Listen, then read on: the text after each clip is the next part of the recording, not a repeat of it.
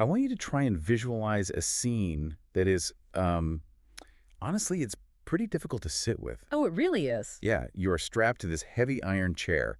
You cannot move a muscle. Complete paralysis. Right. And you're in a dungeon. It's damp. It's dark, smelling of, old stone and just absolute misery. And standing in front of you is a man who is essentially a living nightmare. Literally. Literally, yes. This is Orion Nightbane, the Unsealed King. And he looks at you, and his eyes begin to glow with this terrifying, magical luminescence. And he tells you, very calmly, by the way, that what comes next is going to hurt. It's the kind of opening that usually signals the villain's monologue in a horror movie. Yeah. But here, the context just flips everything completely on its head. Exactly. Because he isn't trying to break you. He's actually trying to fix you. Which is such a wild concept. It is. He proceeds to force you to relive your absolute worst memories. We're talking the death of your parents, the torture of the person you love most, and he's just looping them over and over again. And this is how we open our deep dive today into War of Fire and Fury by Marion Blackwood. The fifth and final book in the Flame and Thorns series. The very same. And let me tell you, it does not believe in easing you into the water. It just grabs you and throws you right into the deep end of the trauma pool. It really does. It's a sort of reset a broken bone approach to psychology. Yeah. But dialed up to a magical extreme. Yeah. We are talking about Selena here, our protagonist. For those of you who might need a quick refresh on where we stand right now. Because a lot has happened. So much has happened. Kander von Graff, the Green Dragon Clan leader, who, remember, is being puppeted by the enemy, had previously wiped Selena's memory completely. She was a total blank slate. Right. So Orion Nightbane looks at this situation and realizes that with the enemy closing in on all sides, he just doesn't have the luxury of time. He can't, send her to therapy for a year. Yeah. No time for talking it out. Exactly. He needs her back now. So he uses her own trauma as a defibrillator. I love that phrasing. That image of trauma as a defibrillator is so potent. And it really sets the tone for this entire finale. Because we aren't just here to talk about dragon fights and magic spells. So there are plenty of those. Oh, there are so many of those. But we are also here to talk about the cost of memory and the cost of war. The real mission statement for this deep dive is to unpack how this ragtag group of survivors manages to stand against an empire that has basically ruled for thousands of years. The Icehearts. Yes, Emperor Bane and Empress Justina, the Icehearts. And the stakes have literally never been higher. This is the end of the road. The Icehearts are closing in on all sides. And the core question hanging over this entire book, and frankly our discussion today, is can you defeat a monster without becoming one yourself? Right. Because as we see right from that opening torture session, the good guys are willing to do some pretty horrific things just to survive. It's that Nietzsche quote, right, about gazing into the abyss. Oh, exactly. The abyss is gazing back, and it's wearing a crown. So let's contextualize that opening a little bit more. Orion forces Selena to remember her parents being murdered by Justina. He forces her to remember Draven, the leader of the Black Dragon clan, who is her mate, being brutally tortured. And it works. It does. But it's a massive Pyrrhic victory in the moment. Selena wakes up. She finally remembers who she is. But she is instantly flooded with the raw, totally unprocessed horror of her past. She remembers the sound of the whip on Draven's wings. She remembers the sight of her parents' blood. Yeah. Orion plays the villain to be the hero, which is a role he is very, very comfortable with. But he essentially shatters her peace to arm her for war. And that trauma becomes the engine for the entire rest of the plot. She isn't fighting for these abstract concepts like justice or freedom anymore. No. She is fighting because she is filled with a rage that demands an outlet. So the team is back together. You have Selena, Draven, Orion, Isra the Ice Wielder, Alistair the Fire Wielder. But they are massively, massively outgunned. The Icehearts control the Silver, White, and Red clans. Which naturally leads the Alliance to search for a game changer. They desperately need an equalizer.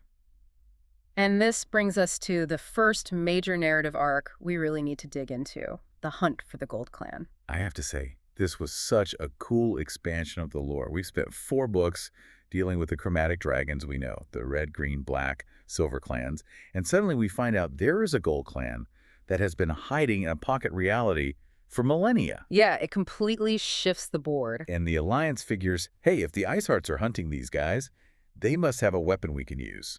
It's sound strategic logic. I mean, if your enemy is diverting crucial resources to find a specific target, that target obviously has value. Yeah. So the team tracks them down, manages to breach this pocket dimension, and they are expecting, well, I don't know, maybe dragon warriors, ancient superweapons. Something that can win a war. Right. But instead, they find a commune. Yeah, it's wild. They meet Severin God Blessed, which, by the way, is a name that just screams, I am morally superior to you. It really does. And his people are absolute, uncompromising pacifists. It is such a jarring shift. You step out of a world that is literally on fire, filled with torture and genocide, and into this serene, untouched paradise. But it's a paradise built entirely on denial. Severin straight up refuses to fight. He tells Selena and Draven that the rise of the Icehearts is Azeroth's will. Azeroth being the dragon deity, for those tracking the pantheon. Right. And this part, it honestly infuriated me on behalf of the characters. Severin is basically saying, we can't help you stop the mass murder because we are being punished for something that happened 6,000 years ago. And that backstory is crucial, because this is the twist that really twists the knife. We learn that the Gold Clan is actually the reason the Icehearts exist as they do today. Yes. 6 millennia ago, Severin's ancestor, a leader named Theodora, met Bane and Jacina. But back then, they weren't emperors. They were escaped slaves. They were refugees. They were victims. They begged for help. And the Gold Clan has this unique divine ability to actually bestow magic on others. Exactly. Theodora thought she was giving 2 vulnerable people the means to defend themselves, so she gave them the Silver Clan's signature ice magic. She handed them the gun, thinking they would use it for self-defense. But they didn't? No. Instead, Bane and Jacina used that very power to kill the original Silver Clan leader, usurp the throne, and launch a campaign of conquest that has lasted ever since. So Severin looks at that history and just draws the completely wrong conclusion.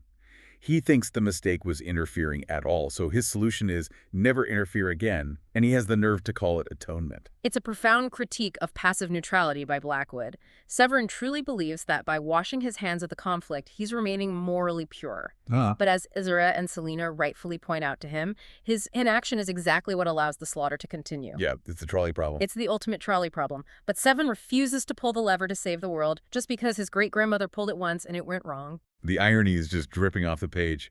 The Gold Clan created the monsters, and now they sit in their lovely garden praying while the monsters eat everyone else. But as usually happens when you try to ignore a war, the war comes to you. It always does. The Icehearts didn't just want the Gold Clan for their magic. They used the rumor of the Gold Clan to set a trap. It was a massive ambush. They used a spy to leak the location to the Alliance. And when the trap springs, it is devastating. They capture Hana, who is the Fae capable of opening these pocket realities. She's essential. They capture Severin himself. And here comes that nasty piece of technology we've seen before. Dragon Steel. Dragon Steel. Dragon Steel is the ultimate violation of a dragon's autonomy. It's a magical metal that, when applied to a shifter, completely overrides their free will. It basically turns them into a meat puppet.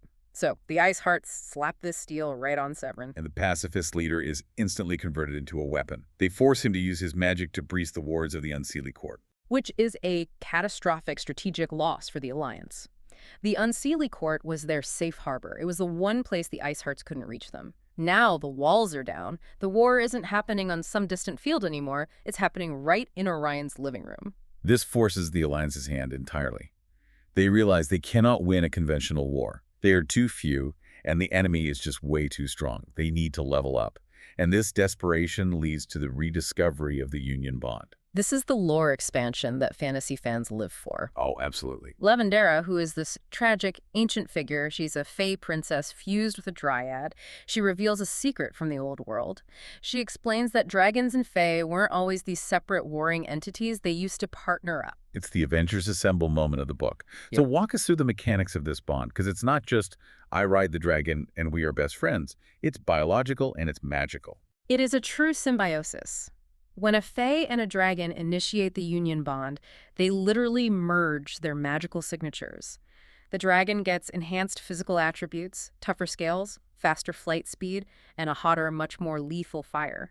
They basically become tanks. And the Fae, what do they get? The Fae gains durability, which, frankly, is necessary if you're riding a dragon into high-speed combat. But the big kicker is the magic transfer. If the Fae didn't have magic before, they gain fire magic. If they already had magic, like Isra with her ice, it gets supercharged. Plus, they gain a telepathic link. They think and move as a single unit. We get this incredible montage of the team bonding. Orion bonds with Galen, who is Draven's second-in-command. Draven's entire Black clan bonds with the Unseelie Court Fae. It's this really beautiful moment of unity, two species that have had friction for centuries finally coming together to survive. It is beautiful, but while the group is finding strength in unity, Selena is finding strength in something much, much darker. We need to talk about her specific magical evolution. We do, because this is where the monster theme really digs its claws in. Selena has emotion magic. Which sounds so soft on paper, right? Emotion magic. Like Yeah. she's going to make people feel happy or calm. But the way Blackwood writes it, it's honestly terrifying. It's weaponized empathy.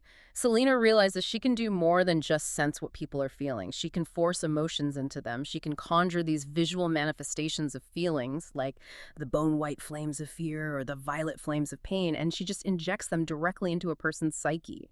But the scary part isn't just what it does to the victim. It's what it does to Selena herself. It's portrayed explicitly as an addiction.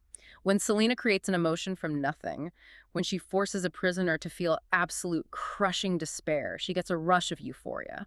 The text describes it as a way to numb her own pain. She's grieving her parents, she's traumatized by the torture Orion put her through, but when she uses this magic, she feels powerful, she feels whole. There is a scene down in the dungeon that gave me genuine chills.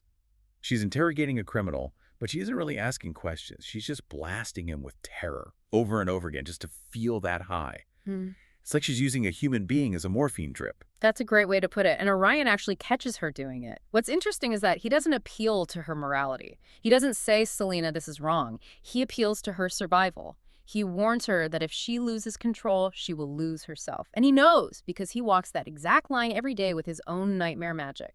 But she doesn't stop. Oh. She actually escalates. She starts using it on her allies. There's a moment where the Seelie Fae are terrified to fight, which, let's be honest, is extremely reasonable. They're fighting giant dragons. And Selena she removes their fear. She forces courage into them. It brings up a massive ethical dilemma for you as a reader. Is it courage if it's manufactured? She is deliberately stripping them of their natural survival instincts. Fear is there to keep you alive, but she takes it away so that they will march into battle for her. She justifies it as necessary for survival, and, well, maybe it is. Without that courage, they probably would have been slaughtered. But she is overriding their free will just as surely as the dragon's steel does to the dragons. That's the uncomfortable mirror the book holds up right to her face. The Icehearts use steel to control. Selena uses magic to influence. The method is different, but the end result is a complete loss of autonomy for the victim. It creates this heavy dread that just hangs over the middle of the book. We aren't just worried Selena might die in battle. We are worried she might survive and become a tyrant. Exactly. And that tension finally snaps at the midpoint of the narrative. This brings us to segment 3, the death of an emperor. The battle lines are finally drawn at the Unseelie court. This is pure chaos. The wards are down, the dragons are pouring in. But the Alliance has a trick up their sleeve.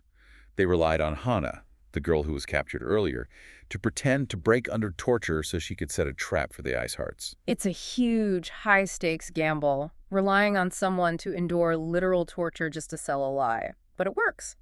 The trap is sprung. However, the real narrative weight here isn't the trap itself, it's the confrontation between Isra and Emperor Bane. This is deeply personal. We have to remind you, Bane isn't just an enemy general to Isra. He killed her mother. He tortured her family. He is the architect of every single bad thing that has ever happened to her. And the confrontation reflects that intense intimacy. This isn't a massive dragon duel high up in the clouds.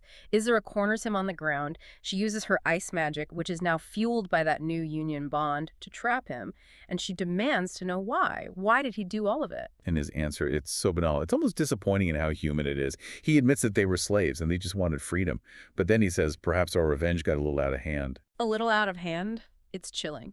He is summarizing 6,000 years of slavery, genocide, and world war as things getting a little out of hand. It shows how completely he is dissociated from the reality of his actions. In his mind, he's still that scared slave fighting for his freedom. He genuinely doesn't see the monster he became. Isra doesn't waste time debating philosophy with him. She kills him.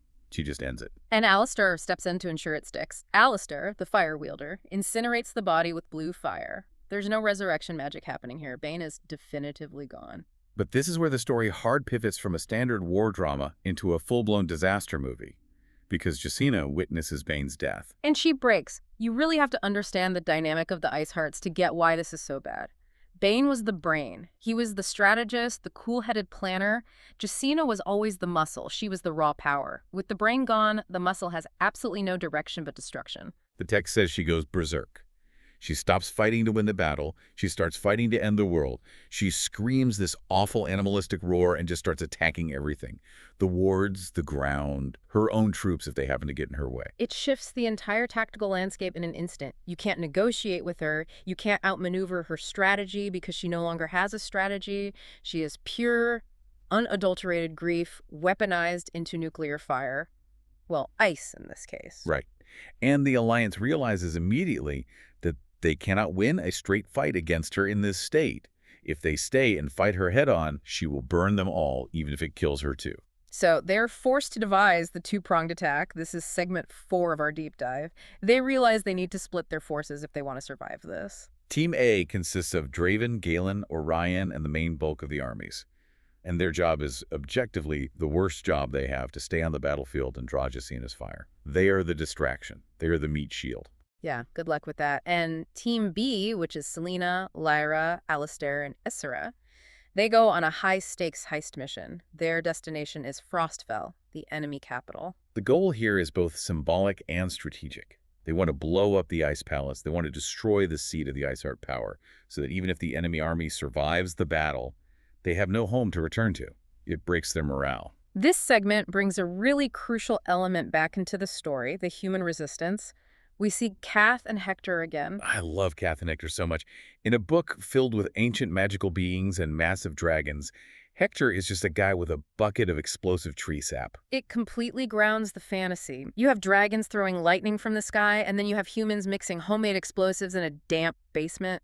It reminds you that this war isn't just about the Titans clashing, it's about the normal people living in the rubble. They are fighting for their city, for their actual homes. While they're planting these sap bombs to blow the foundation of the palace, Issera has this really quiet, devastating character beat. She finds a book, The Register of Fey Life Slaves. This is such a heavy moment. She flips through this massive ledger and finds a page all about herself.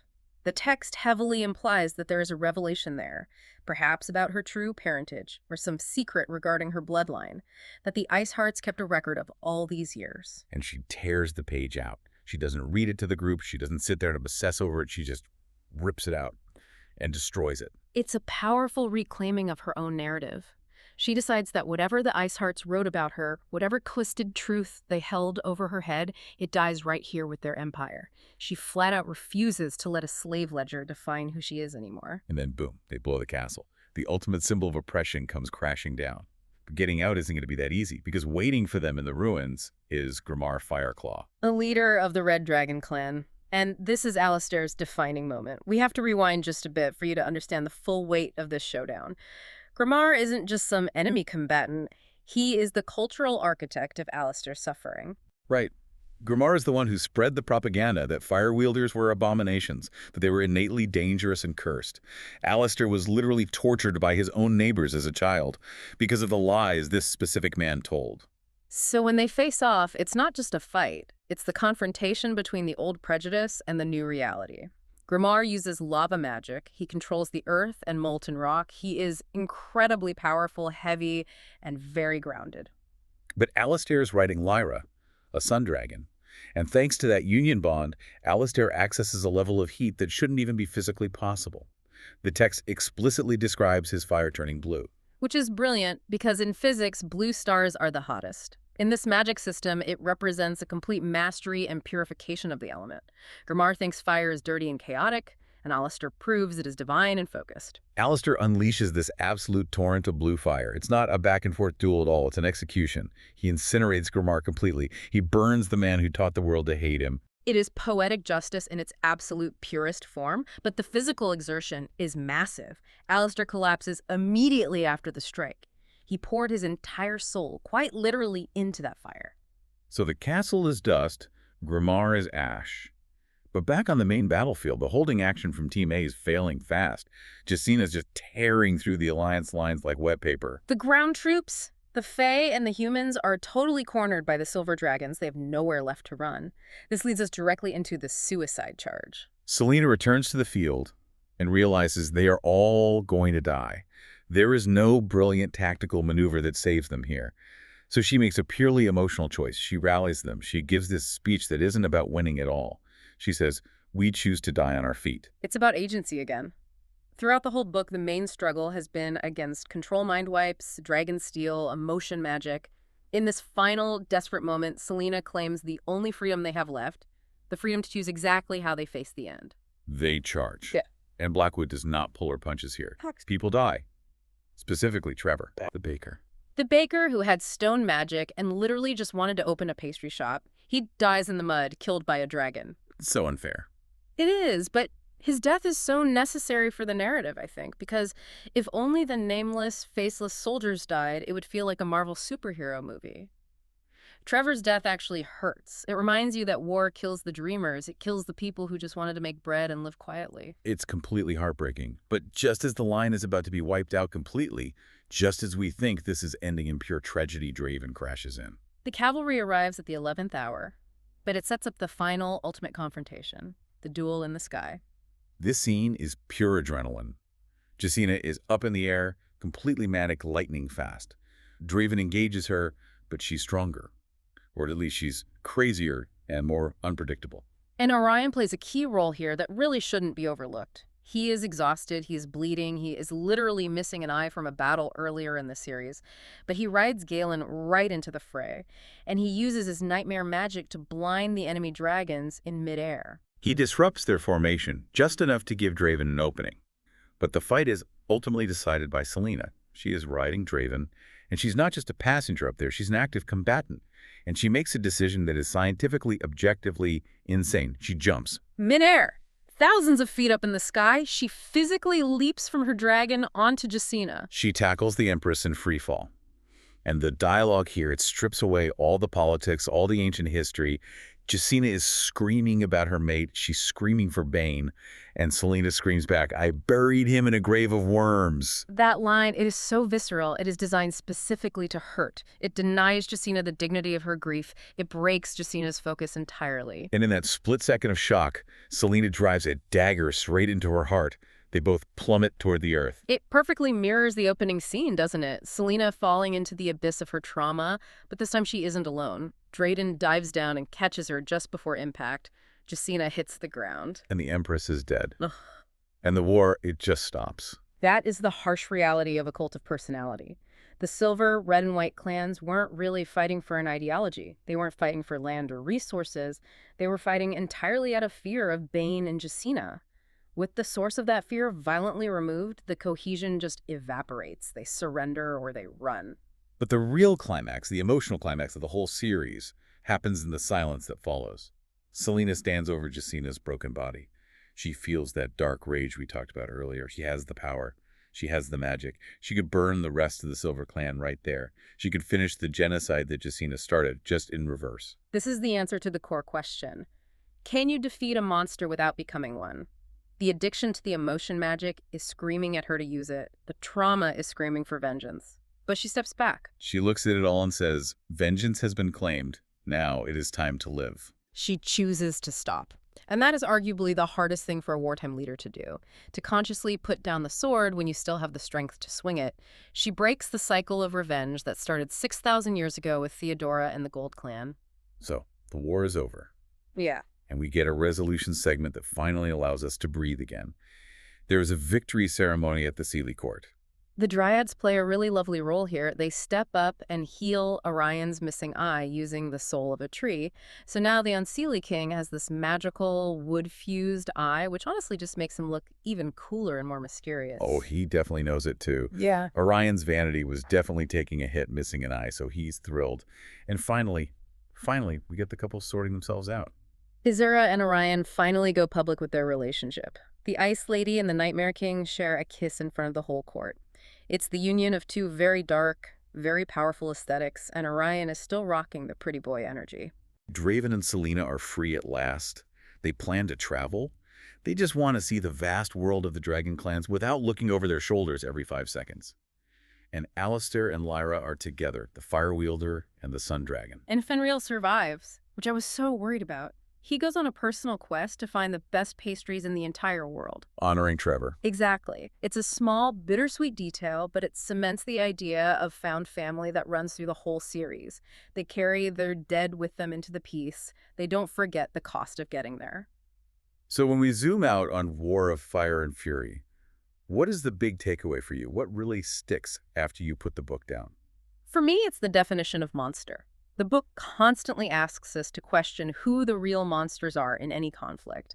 Is it the dragons with the ice magic who conquer the world? Is it the pacifists like the Gold Clan who let evil happen through their inaction? Or is it the heroes who are willing to strip away free will just to win a battle? That's a really powerful thought. Yeah. Selena walked right up to that line. She danced all over it. She absolutely did. And the power of choice is the other big theme that resonates. The Gold Clan chose passivity, and they lost their freedom. The Icehearts chose to sacrifice others for power and lost their humanity. The Alliance chose to sacrifice themselves for each other. And that choice to bleed for someone else rather than make them bleed for you is what ultimately saved the world. A very fitting conclusion to the Flame and Thorns saga. It really delivered on the promise of the title. There was fire, and there was certainly a lot of fury. Thank you so much for walking through the fire with us on this deep dive. It's been a truly wild ride. And for everyone listening, I'll leave you with this final thought. In your own battles, whatever they may be, where do you draw the line between winning and becoming the thing you are fighting against? A very dangerous question to leave them with. We'll see you on the next deep dive.